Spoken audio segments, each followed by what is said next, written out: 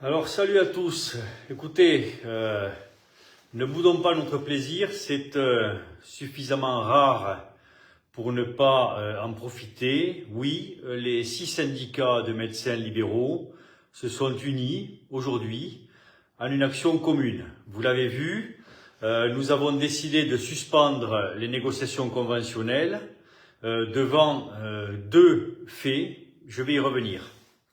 Mais tout d'abord, on va brosser un petit peu l'environnement de ce qui s'est passé. On avait ce matin une réunion technique avec l'assurance maladie dans le cadre des négociations conventionnelles. Cette réunion technique portait sur le cabinet vert, c'est-à-dire un exercice plus écologique de la pratique médicale, et puis sur la ROSP, rémunération sur objectif de santé publique, avec toujours plus d'indicateurs. Pendant ce temps, au moment de cette technique, se déroulait le vote sur la loi RIST. Or, vous le savez, les négociations conventionnelles arrivent une fois tous les 5 ans, et même celle-ci est encore plus rare puisqu'elle arrive après 7 ans de convention, 2 ans de plus que la norme. C'est le rendez-vous important pour la profession et pour l'organisation professionnelle. Et ce rendez-vous important se fait en partenariat conventionnel entre les médecins et l'assurance maladie, elle-même relais de l'État. C'est donc un moment qui est un moment sacro-saint en quelque sorte.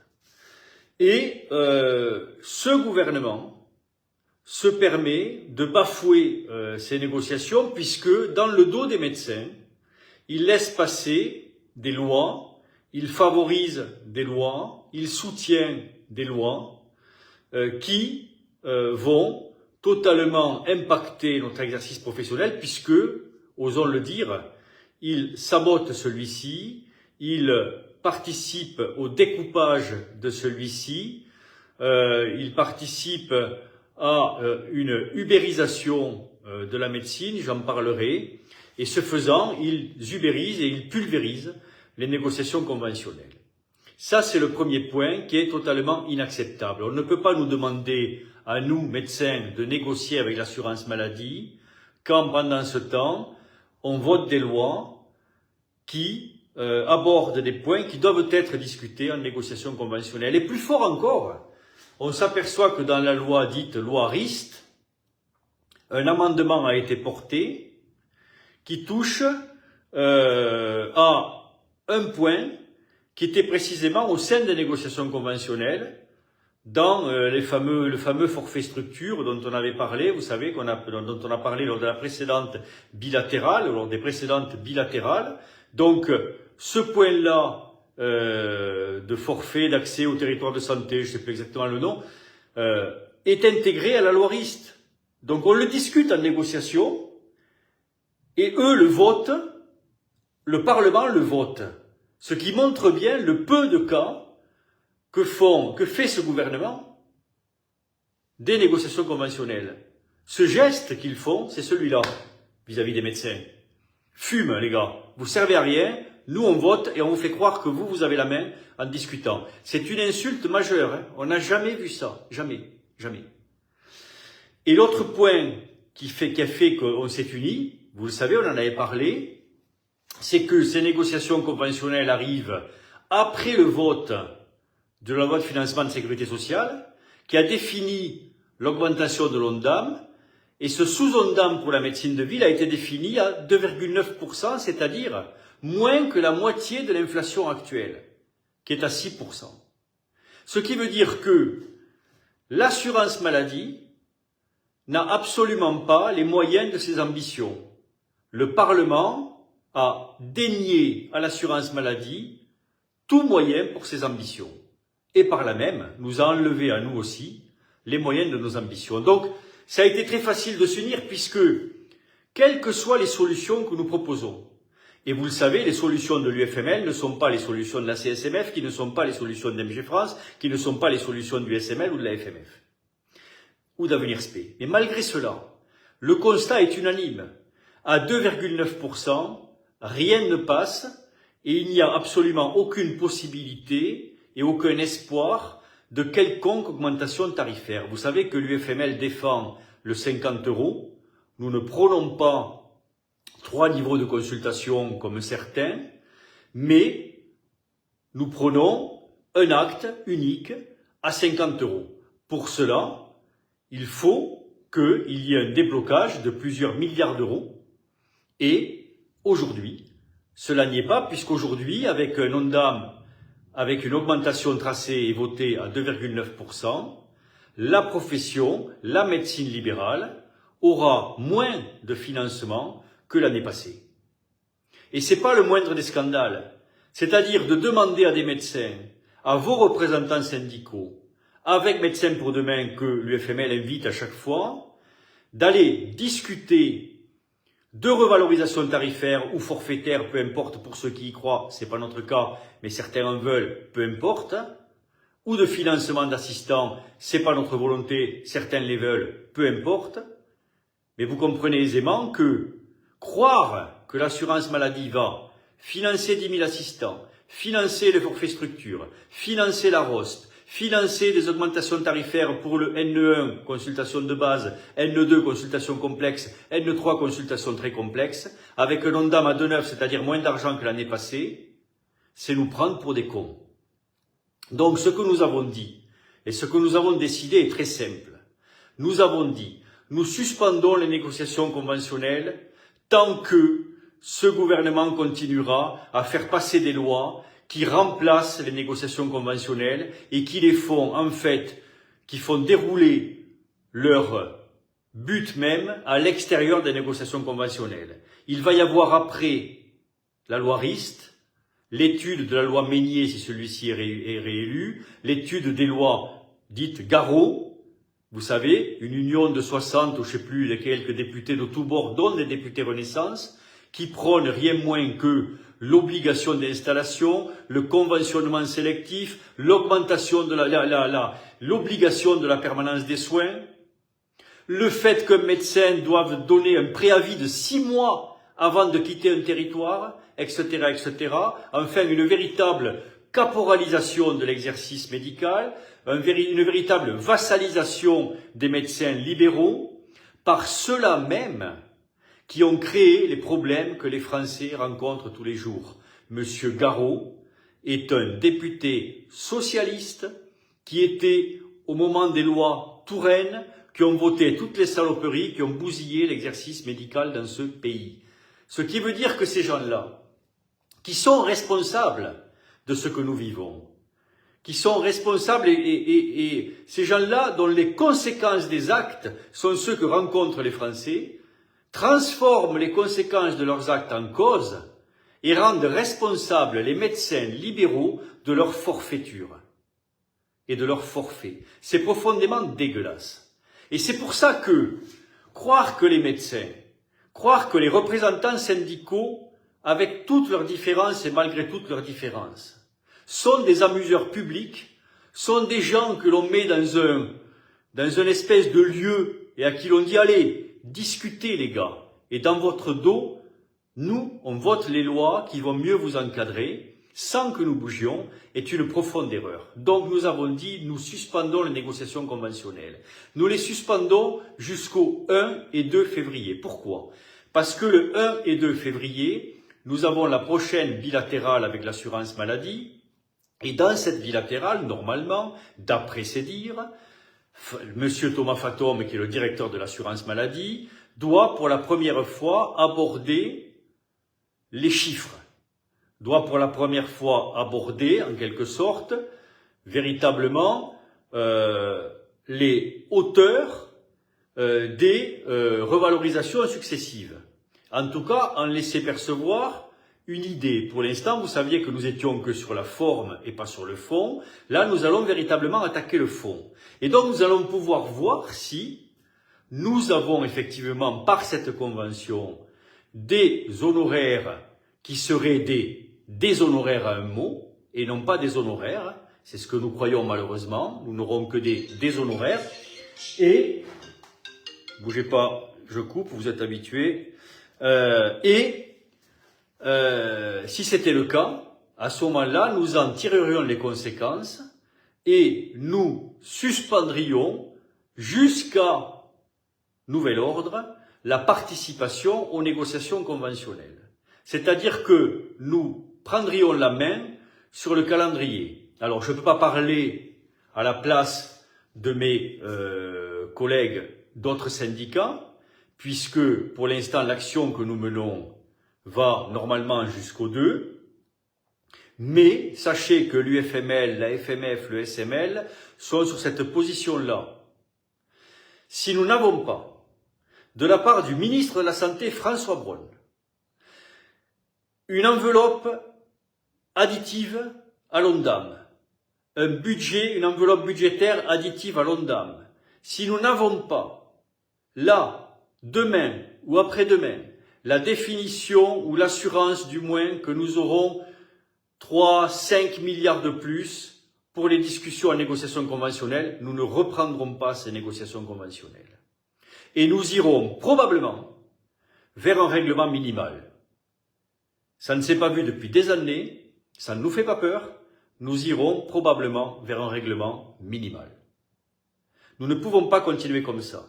Les kinés, vous l'avez vu, n'ont pas signé leur convention, leur négociation conventionnelle, ils n'ont pas signé leur convention. Les sages-femmes, on sait que ça se passe de façon très difficile. Et le moins qu'on puisse dire, c'est que les négociations conventionnelles des médecins sont très mal engagées. Vous avez devant vous quelqu'un qui a, 20-25 ans de pratique de syndicalisme et en tout cas de lutte sociale pour la profession. Je n'ai jamais vu un gouvernement maltraiter autant les médecins et en particulier les médecins généralistes. Jamais. Vous m'entendez? Jamais.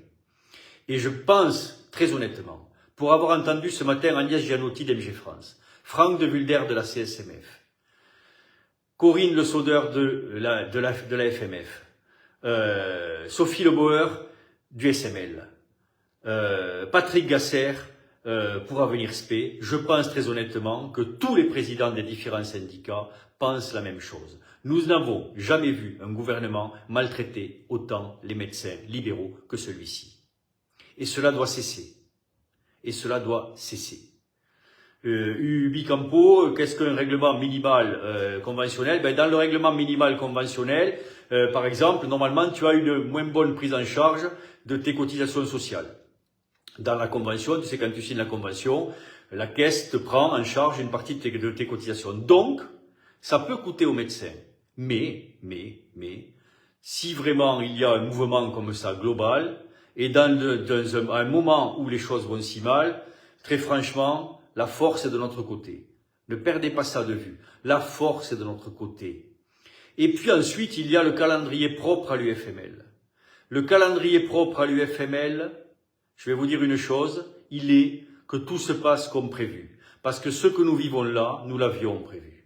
Et c'est pour ça que nous avons placé les assises du déconventionnement les 3 et 4 mars. Pourquoi le 3 et 4 mars? Parce que la signature conventionnelle, la fin des négociations conventionnelles, c'est le 28 février. C'est fin février. Et donc, nous en saurons plus. À partir de là, soit la convention est signée, et vous avez compris que ça ne sera pas la convention de l'UFML. Vous avez compris que, quoi qu'il arrive, à part un miracle qui verrait tout d'un coup beaucoup d'argent arriver sur la table et la reconnaissance de la nécessité d'un acte de base à 50 €, si ça n'arrive pas, l'UFML ne le signera pas. Et donc, elle fera ses assises de déconventionnement qu'elle a prévues. S'il n'y a pas de signature conventionnelle, si nous sommes dans un règlement minimal, elle fera aussi ses assises de déconventionnement. Dans les deux cas, nous sommes gagnants. Dans les deux cas, nous sommes gagnants. Cette opération est déjà gagnante. Je vous en parle et je m'y arrête un peu parce que toutes les places en présentiel de la salle que nous avons louée, que nous avons réservée pour ces 2 jours d'assises de déconventionnement sont déjà prises. Nous avons 500 places Sur les 500, il y a déjà 480 inscrits et nous gardons des places libres pour, évidemment, les intervenants. Donc c'est fait, c'est pris. Ceux qui se sont engagés et qui ont participé en quelque sorte au financement de cette opération en prenant leur billet et en faisant l'effort de venir. Je voudrais d'ores et déjà les saluer. Vous êtes de cette famille, vous êtes les leaders en quelque sorte parce que vous êtes devant, vous avez fait le choix sans attendre de vous inscrire et vous allez amener avec vous une grande partie de la profession, croyez-le. Une grande partie de la profession, croyez-le. Il est important que vous soyez à ces assises, là, physiquement. Il est important que nous nous rencontrions. Il est important que nous passions la soirée du vendredi soir ensemble. Et il y aura des surprises, croyez-moi, parce qu'on s'occupe aussi de ça. Il y aura des surprises tout au long de cette soirée. Il est important que la presse qui sera là en nombre, je vous l'annonce, qui sera là en nombre, sente cet effet de masse des gens qui sont présents, de 500 médecins présents. Il est important tout ça. Et puis vous avez vu, on avait mis en place un webinaire. Ce webinaire, pour l'instant, nous l'avons stoppé. Pourquoi? Pour deux raisons. Une première raison qui est une raison technique, parce que nos techniciens nous ont dit qu'ils avaient quelques soucis de transmission, donc on est en train de regarder les choses. Et puis le deuxième problème est celui de la fuite, ou du moins de l'inscription de gens qui seraient totalement opposés à ces assises et qui profiteraient de la diffusion en direct pour, en quelque sorte, les saboter sur les réseaux ou ailleurs. Nous savons par voie interne que quelques-uns sont prêts à faire cela. Nous étudions les choses. Pour l'instant, nous avons fermé le webinaire. Nous verrons dans le temps comment nous le rouvrons, mais on vous tiendra au courant, encore une fois. On l'ouvrira peut-être proche de l'événement, on l'ouvrira pas, on va le voir, mais il serait intéressant qu'on puisse le faire. Mais dites-vous une chose, pour ceux qui sont présents, cela véritablement, vous avez un rôle et ce rôle il est de cet effet de masse, ce rôle il est de cette solidarité professionnelle, vous représentez d'ores et déjà toute une profession en étant là. Quoi qu'il arrive, les assises seront filmées et elles seront diffusées ensuite et des extraits seront pris, un livre blanc sortira, etc. On lancera l'opération de lettres de déconventionnement chez des huissiers. Tout ça sera en place. Rassurez-vous. On fait tout pour que des milliers de médecins puissent participer. On est en train de regarder. Mais le webinaire, encore une fois, donc c'est sous, pour l'instant, il est bloqué. On va rembourser même ceux qui ont pris leur place parce que, encore une fois, on a ces soucis-là. Il nous reste 6 semaines, 7 semaines pour débloquer les choses, mais pour l'instant, comme on n'est pas sûr, on va. Mais pour le reste, le point important, déjà, 500 personnes, toute la salle, c'est fait. C'est déjà gagné. Ça, c'est une bonne chose. Et puis pour le reste, on va tout faire pour que tout le monde puisse participer. Voilà en gros ce que j'avais à vous dire ce soir.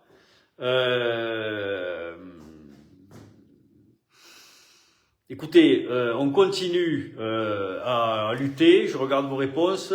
J'allais la prendre ce soir. Je suppose la place en webinaire. Il reste quelques places, peut-être en présentiel. Regardez-le. Et puis pour le webinaire, on verra. Les transferts, on a vu des gens qui souhaitaient passer de présentiel à webinaire, etc. Alors, dites-vous aussi une chose, c'est que cette organisation, elle est très difficile, elle est très lourde. Nous avons besoin, même sur le plan de la communication, d'assurer vis-à-vis des politiques et des journalistes, etc., une salle pleine. Et nous ne pouvons pas, nous n'en avons pas les moyens logistiques, assurer une surveillance permanente de gens qui feraient des allers-retours entre le présentiel, le webinaire, etc. Donc, c'est important que vous nous aidiez et, encore une fois, les premiers l'ont fait et ils sont les pilotes de cette opération. Ensuite, dès qu'on a le feu vert de nos techniciens, de gens qui sont autour et qui surveillent un petit peu l'organisation, on rouvrira ce pôle. Vous pouvez me croire, on va tout faire pour. Cette opération est l'opération importante de la médecine libérale, à mon sens. Elle a véritablement un fort impact d'ores et déjà sur les politiques. un fort impact sur les journalistes. Beaucoup de gens sont à l'écoute, beaucoup de gens sont en attente de ce qui va se passer, et la profession également. Qu'est-ce que nous dit Leslie Cotrill, adhérente de la première heure aux assises en tant que CD hors convention. Depuis 15 ans, je serai présente le samedi. Parfait. Ben oui, pas de place sur desconventionnements.fr parce que c'est plein. Sold out, comme on dit. Sold out. Mais ça, c'est plutôt bien, hein.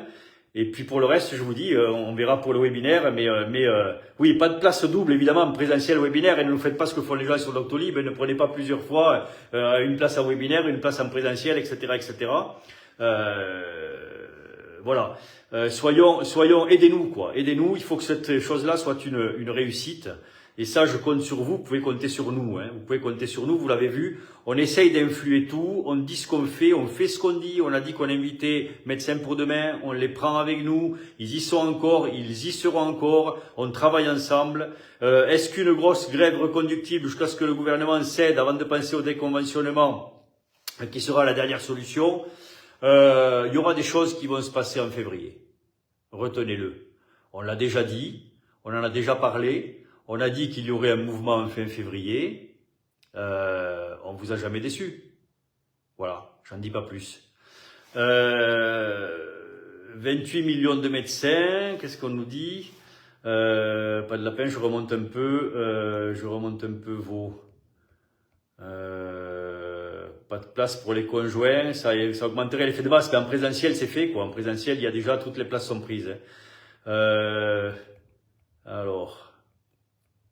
Pas de double, règlement arbitral, assise à distance pour un max de monde en plus, avec participation financière pour appuyer le mouvement. Alors, on y a pensé des assises à distance, on a pensé à louer une salle en province et relier effectivement et faire un double présentiel. C'est un peu court dans le temps maintenant pour le faire, hein. Vous imaginez pas comment c'est lourd, y compris pour organiser tout ce qui est... buffet, etc. pour les 2 jours, la soirée, les trucs, c'est une grosse opération vraiment. Mais si on pouvait le faire, on le ferait. Hein. L'idée de mettre par exemple une salle délocalisée à Lyon ou délocalisée à Toulouse ou à Marseille ou à Lille, c'était possible. Le seul problème, c'est que il faut qu'il y ait une connexion entre les 2 salles, il faut qu'il y ait des intervenants aussi dans l'autre salle. C'est quand même compliqué, hein. C'est vraiment, mais bon, on peut continuer à regarder les choses. Qu'est-ce qu'on nous dit? Vous devriez inviter les représentants syndicats étudiants internes, ça sera fait, vous inquiétez pas, ça sera fait. Les invitations vont partir pour tous les présidents de syndicats libéraux, pour tous les présidents de syndicats d'internes et d'étudiants. La soirée est vendredi ou samedi. La soirée sera vendredi, entre les 2 jours. Et on vous promet des surprises. Ça sera une belle soirée. Croyez-moi. Mais vous saurez tout ça. Merci pour votre investissement. Hâte d'être au 3 et 4 mars. Ben, hâte aussi. Hein. Je pense qu'on va faire quelque chose de très révolutionnaire et qui ne s'est jamais vu. Vous allez participer à quelque chose de jamais vu. Et vous méritez bien ça, je vous le dis, parce qu'au vu de ce que vous subissez, vous méritez bien ça. Il est temps, mais vous y participez, vous le faites, et on se bat pour ça. Il est temps que la médecine se réveille, il est temps qu'elle lève la tête, il est temps qu'elle soit fière. On a tellement été méprisé, tellement été déconsidéré, tellement été rabaissé, qu'il est temps qu'on se relève. Oui, je le dis, la loi Rist est une première étape de l'ubérisation de la santé. Vous l'avez vu, hein, on l'a écrit, hein, on ne peut pas accepter que certains pensent que l'on peut former un médecin, fût-ce parcellairement, en quelques mois de stage et 4 mois de cours. Alors on nous dit oui, mais elles ont celles qui font IPA ont une formation, elles ont fait 3 ans plus 3 ans de pratique. Oui, mais l'exercice d'infirmière, et l'exercice d'infirmière, c'est pas un exercice médical. J'ai plus de 20 ans de pratique de médecine. Je me permettrai pas de dire que je serai capable d'avoir l'expertise d'une infirmière dans un exercice d'infirmier. Totalement impossible. C'est un métier magnifique, mais qui a une formation spécifique pour un exercice spécifique.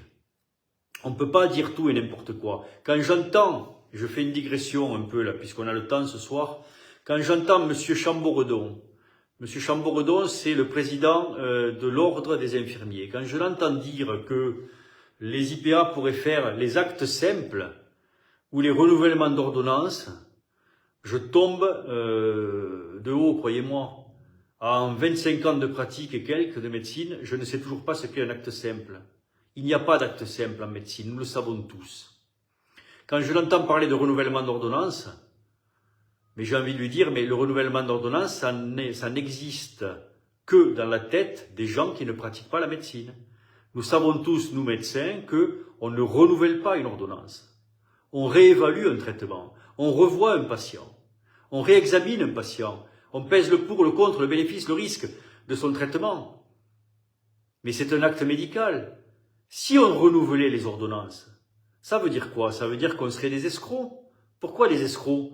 Parce que quand on met l'ordonnance et qu'on fait quantité suffisante pour 3 mois ou pour 6 mois, si c'est un renouvellement, ça veut dire quoi? Qu'on fait un bon à tirer pour revoir le patient et lui soutirer 25 € sans l'examiner? C'est ça que M. Chamboredon veut dire. C'est ça l'idée de la médecine de M. Chamboredon, mais ça part très mal. Hein, ça part très mal. Parce que quand il dit ça, quand il parle d'actes simples ou faciles ou de renouvellement d'ordonnance, mais il nie l'essence même de l'engagement des médecins et de leur métier. Et ça, c'est grave. C'est grave. C'est pour ça que cette loi nous gêne énormément. Cette loi qui dit que les IPA iront exercer dans des territoires où on ne peut pas trouver de médecin, où les patients ne peuvent accéder à un médecin. Mais c'est gravissime, quoi. C'est gravissime.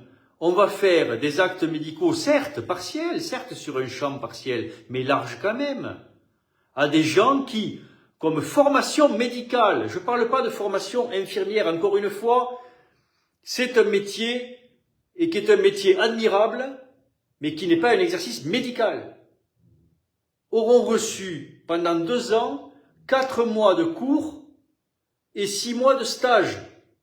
Et on a parallèlement des étudiants en médecine qui se tapent 10 années d'études, extrêmement difficiles, extrêmement pénibles, qui lors de leur second cycle, un cycle d'études médicales, et lors de leur 3e cycle, tiennent à bout de bras le fonctionnement des hôpitaux, travaillent tous les jours, 80 heures par semaine, 70, 80, 90 heures des fois par semaine, s'esquintent la santé, lors du concours devenu ensuite examen de première année, se font coller pour certains d'entre eux avec 15 de moyenne.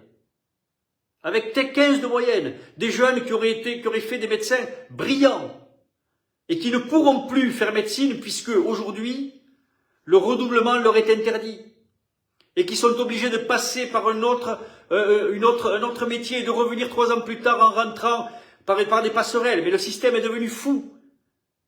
Des jeunes qui ne peuvent pas prescrire en médecine libérale avant 7 ans et demi. 7 ans et demi de formation.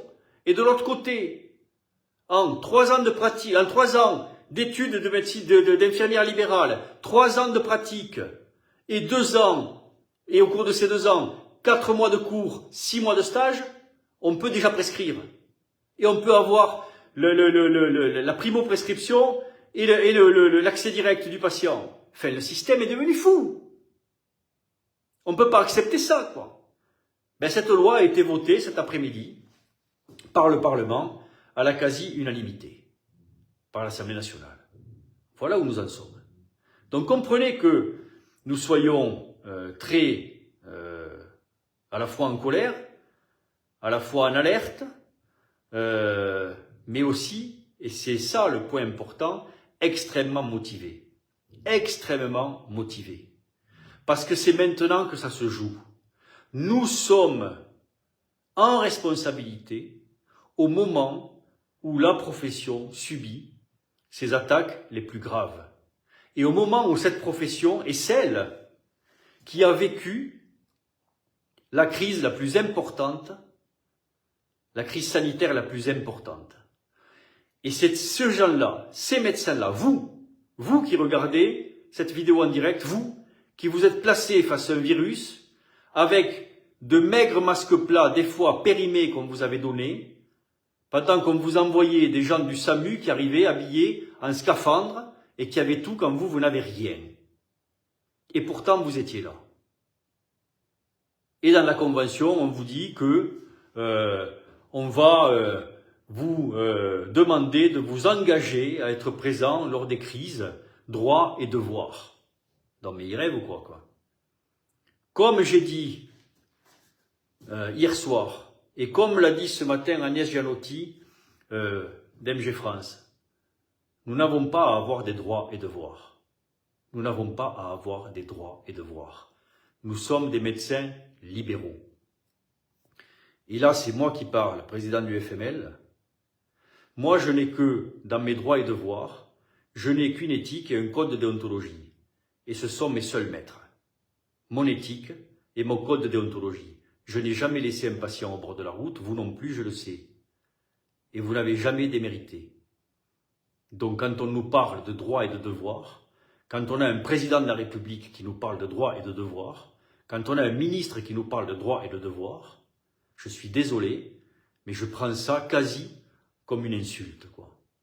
Quasi comme une insulte. Comprenez-le. Nous ne devons rien à personne. À personne.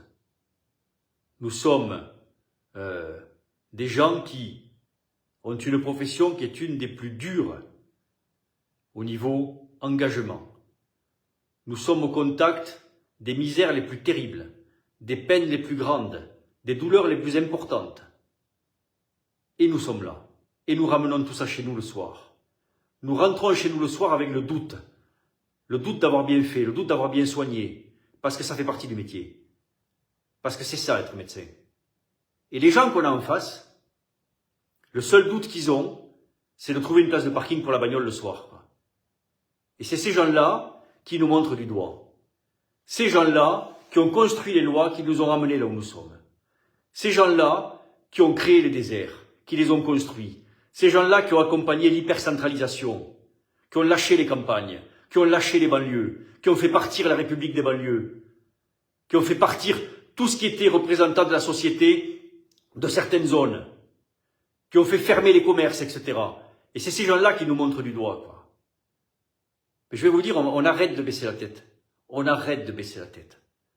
On est médecin, on est debout, on est fier de ce qu'on fait.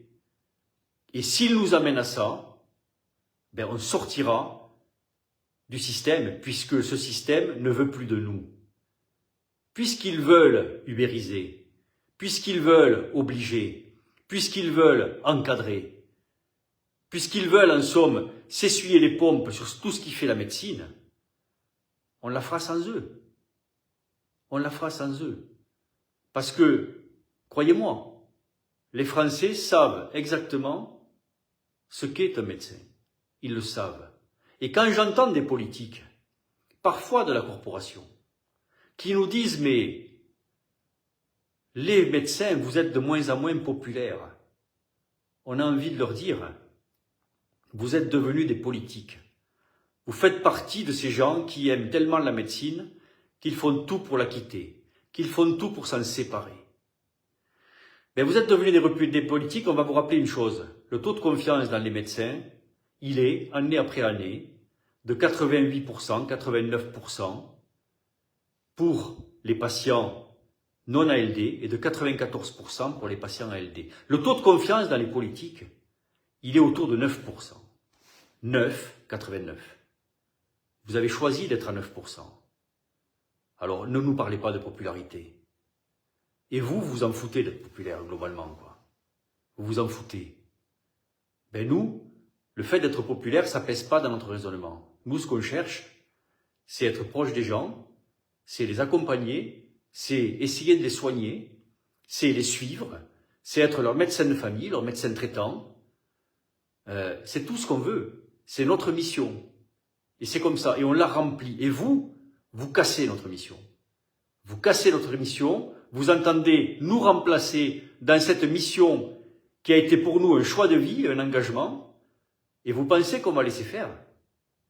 Mais franchement, vous vous trompez, quoi. Vous vous trompez, mais complètement. On ne laissera pas faire. Je vous le dis. Et face à cela, on est capable de s'unir. Face à cela, il n'y a plus de médecin de tel syndicat, tel syndicat, tel syndicat. Il y a une médecine. Il y a une médecine et qui fait front. Et c'est celle-là qui s'est levée, là, aujourd'hui. Alors, ça tiendra ce que ça tiendra, l'union. Mais elle est importante. Croyez-moi, elle est importante. Et puis après, il y a ce que nous représentons, nos idées, celles de l'UFML, vous les connaissez. Et vous savez que, depuis 2012 où nous sommes apparus, globalement, et c'est d'ailleurs assez malheureux, nous ne nous sommes jamais trompés, jamais. Sur les orientations du système et sur ce qui risquait de tomber sur la gueule des médecins. Et ce que nous vivons, c'est ce que nous avions prévu. Et c'est comme ça d'ailleurs qu'on a placé ces fameuses assises de déconventionnement à cette date-là. Voilà. Voilà ce que j'avais à vous dire ce soir. C'était long, mais il fallait qu'on se parle. Il fallait qu'on continue à tracer ce chemin et que ce chemin, on le fasse ensemble. Merci à ceux qui sont déjà inscrits. Les autres, croyez-moi, vous y aurez droit, vous pourrez accéder à un moment ou à un autre à ces assises, mais vous les portez déjà. Vous devez communiquer autour. Nous devons en faire l'événement majeur de notre profession, parce que notre avenir passe sans doute par là aussi. Salut à tous.